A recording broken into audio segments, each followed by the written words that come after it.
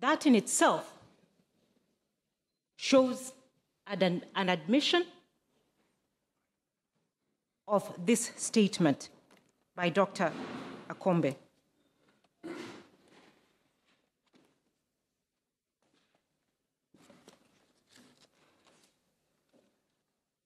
My Lord, suffice to say, the purpose of that statement by Dr. Akombe, which is owned and admitted, or at least the contents, and which is why we started with the chairman's address of the 18th of October 2017, was to show the environment within which the IBC was operating.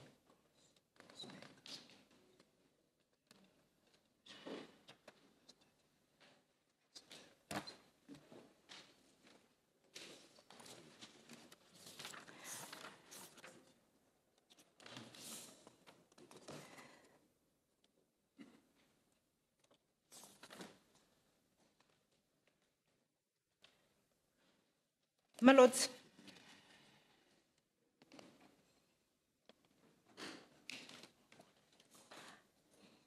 at page,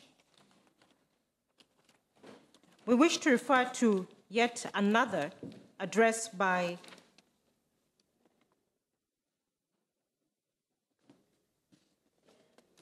the chairperson of the IBC, the second respondent, to show that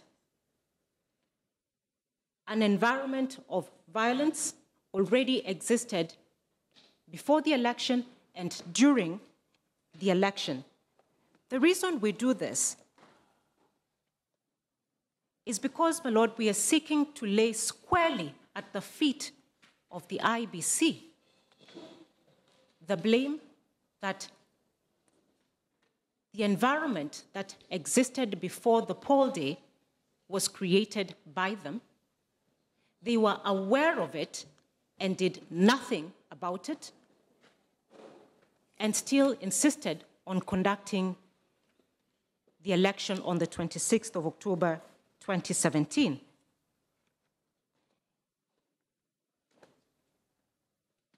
And next to the affidavit of the petitioner, at page 97, marked NMA 18, is the address by the chairman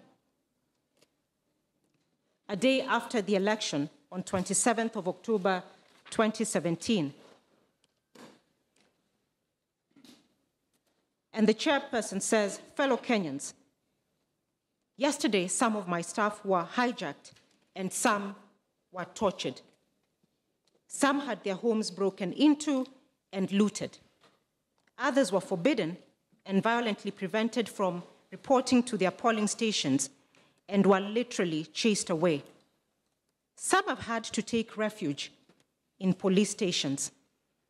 In some instances, even when the police got reinforcement to secure the IBC staff, it did not prevent the violence, as the surge of violence from the protesters was also escalated."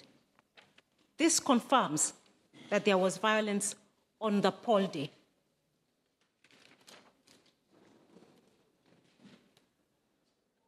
Fellow Kenyans, he continues, there are even returning officers and entire polling staff in some of the areas where a breach of peace was reported that have gone into hiding due to the resistance from those who do not want the people to exercise their constitutional right to vote.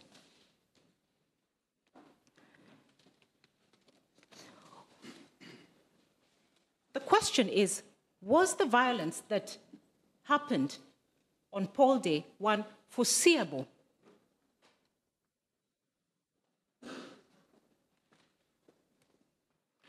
If the answer is yes, then the question would have to be, could the first and the second respondents hold an election or claim to hold an election that meets the test of a free and fair election in that environment?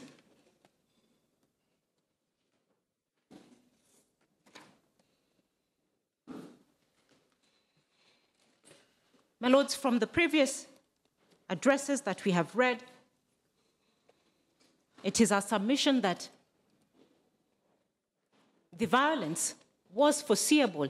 It was already existent.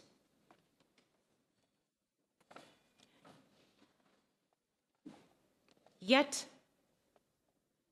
the first and second respondents chose to go on with the election in that environment. Our Constitution, Article 81E, says an election for a free election to be conducted, it must be free from violence, intimidation, improper influence, or corruption. So if before the election there was violence, during the election there was violence, can that be said to have been a free and fair election? Otherwise, then we also must ask the question, how much violence is acceptable? 1 loss of life? 31 policemen dead? How much would we say is acceptable to decide this is not an environment within which a free and fair election can be held? Council. Yes, my lady. But you want to be specific.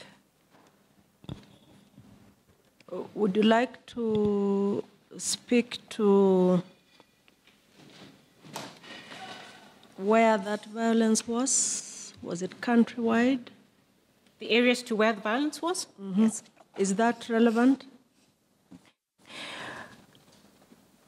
My lady,